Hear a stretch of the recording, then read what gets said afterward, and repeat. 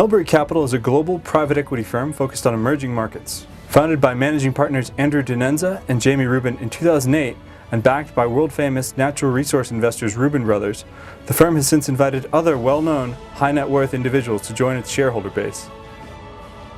Melbury has gold as one of its core investment themes. In its analysis to determine which jurisdictions are the most attractive for gold mining, the company considers a long list of factors that drive returns. These include grades discovered and mine cash costs, as well as the favorability of the local regulatory environments and labor markets, and the attractiveness of the gold sector's level of maturity. So after looking at all these things, we identified Mongolia as being a particularly attractive jurisdiction for gold mining. The country is enormous. It has a huge landmass. It's about the size of all of Western Europe combined. And during the country's socialist era, it was never really explored and gold was never exploited. The Soviets kind of prohibited those kinds of developments at the time. And even to this day, only about, I think, 27% or so of the country has been explored or mapped or surveyed to any reasonable level of detail.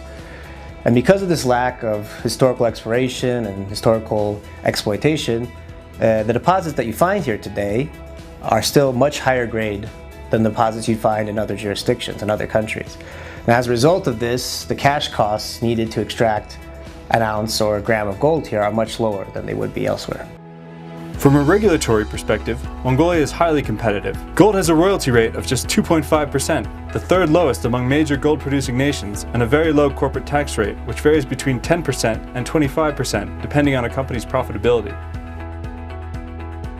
When Mongolia transitioned to capitalism, a minor gold rush began, but it was led by local miners, and the early years focused on alluvial deposits. A small surge into the sector started in the early 2000s, but was slowed by the enactment of a massive windfall tax of 68% in 2006. In recent years, several policy changes have combined to stimulate the gold sector in Mongolia. In 2011, the windfall tax was repealed, and in 2014, the royalty tax was reduced from 10% to 2.5%, and the government lifted its moratorium on the issuance of new exploration licenses. Gold mining in Mongolia is now entering its second, more mature phase, which focuses on the development of higher grade but more technically challenging hard rock deposits. The local gold players here, who've focused mainly on alluvial deposits, don't really have the technology or the capital to develop hard rock mines. So, seeing this, we put together a world-class gold team in Ulaanbaatar, and we believe that our company's unique skill set and our experience in developing these deposits leaves us well positioned to take advantage of this opportunity.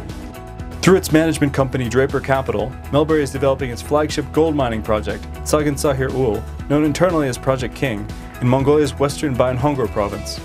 Project King is situated on a narrow vein quartz deposit. Over the last 60 years, 8 of the deposit's 55 quartz veins have been thoroughly surveyed by international experts who have repeatedly confirmed that this is a high-grade gold resource. These 8 veins are believed to contain an excess of 16 tons of gold and grades of over 22 grams per ton. Melbury began looking at the Mongolian gold sector in 2010. However, the company did not begin deploying capital until 2013, when it felt that valuations had again become attractive for investment. From the very beginning, we had a conviction that if we could leverage our local knowledge and combine it with the right technical team and the right appropriate technology, we'd be able to achieve astounding rates of return in Mongolia. We had a vision of becoming the dominant regional player in the industry, and we were looking for the right flagship project to help us turn that vision into a reality. And when we finally found Project King, it seemed to represent the perfect combination of factors to allow us to achieve that vision. It had excellent geology, had really high grades, it had a very strong local partner, and it also had a sort of special historical situation that allowed the local market to undervalue the deposit. To develop Project King, Melbury Capital has assembled a team of skilled foreign and Mongolian professionals with extensive experience in mining, project management, and financial oversight. The mine's on-site Director of Operations, John McLeod, has over 50 years of mining experience. Having worked in 27 countries, he is a leading expert on narrow vein mining. A miner through and through, John spends over 80% of his time on site. Yeah, well, out of that 50-odd years, is probably a good 30 of it is gold mining, and both surface and underground. I've got about the same amount, 25 years of surface mining and about 25 years of underground mining. The company has dug nearly a kilometer of new tunnels, and 5 ore faces are now exposed and ready for mining. With the help of Project King's skilled engineers, the underground was studied thoroughly and a model was developed to detail the exact location of potential gold veins and their grades. Of the 55 quartz veins on the tenement, Melbury has explored and mined a small portion of one to date. Vein 1 has been developed to 60 meters below ground level, and future extensions are expected to reach depths of 150 meters or greater. Underground, Melbury has developed the mine to international standards. The company has expanded and reinforced the mine's decline and tunnels, installed a headframe and an elevator in the first vertical shaft, and installed a ventilation system, railroad tracks, and piping to remove excess water.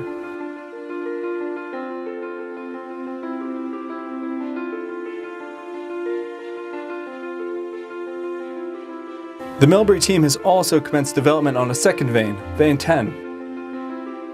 Melbury has already installed a collar and a headframe on this vein, and a shaft has been sunk down to 60 meters. Underground development and extraction will commence in the second half of 2016, but initial signs suggest that Vein 10 may be even richer and extend down even further than Vein 1.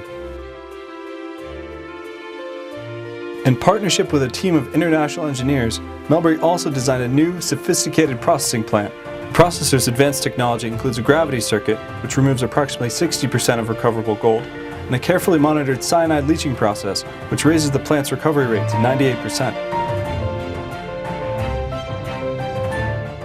The plant was completed and commissioned in late 2015. Trial production via gravity began in January 2016 and is now in the ramp-up phase. The entire process is automated and monitored by both sensors and cameras, with only limited human oversight and maintenance required. Current gravity production methods extract enough gold to justify smelting and pouring of the product every 10 days.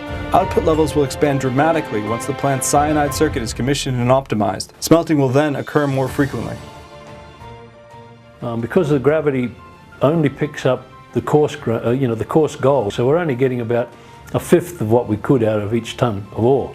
So when we reprocess it, we'll pick up the other 4 grams. To obtain a permit to use cyanide, Melbury underwent an arduous multi-year process which involves more than 20 site inspections from dozens of government agencies and ministries. Melbury hired Mongolia's best government affairs specialists who helped the company to navigate the country's bureaucracy. As a result, the firm completed the process in record time, obtaining a full and unanimous approval from all the members of the National Chemical Committee in March of 2016. Melbury is now one of only 4 active companies in the country that have this permit. This provides a considerable competitive advantage and will allow the company to achieve greater recovery rates and production levels in the future.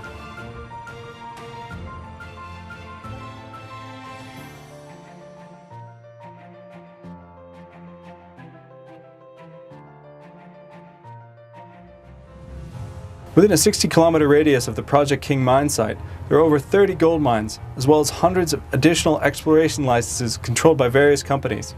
In addition to these corporate mines, there are thousands of informal, small-scale artisanal mining operations whose workers earn a subsistence living.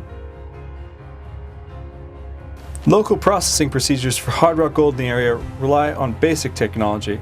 At very best, locals recover only 50% of the gold present in a given deposit, meaning that millions of dollars in gold are literally being thrown away.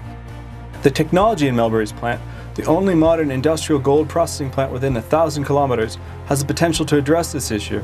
In addition to processing its own ore, Melbury can serve as a processing hub for the entire gold-rich western central region of Mongolia. After screening these small operators, Melbury will easily be able to make a significant profit from buying ore from locals, while also strengthening the economy of the region. Over the past year, Melbury Capital has also become one of the leading holders of mining and exploration licenses in Mongolia. In addition to the 2 mining licenses for Project King, the company has obtained full rights to 12 gold exploration licenses around the country and has been awarded preliminary rights to 14 more. License tendering is very competitive in Mongolia. I am very glad to report that we have been one of the most successful international companies in the country in obtaining new licenses. Establishing Project King as a regional processing hub is just the beginning. The company has drawn up ambitious plans to acquire a specific list of high-quality licenses through a combination of direct acquisitions and government tenders. As of 2015, the company had already obtained 14 of its targets using this approach.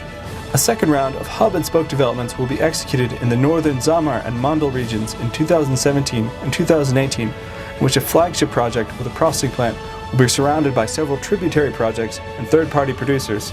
Once this strategy has been fully realized, Melbury will control more than 2 million ounces in proven reserves and be well positioned for an exit that will realize superior returns for its investors.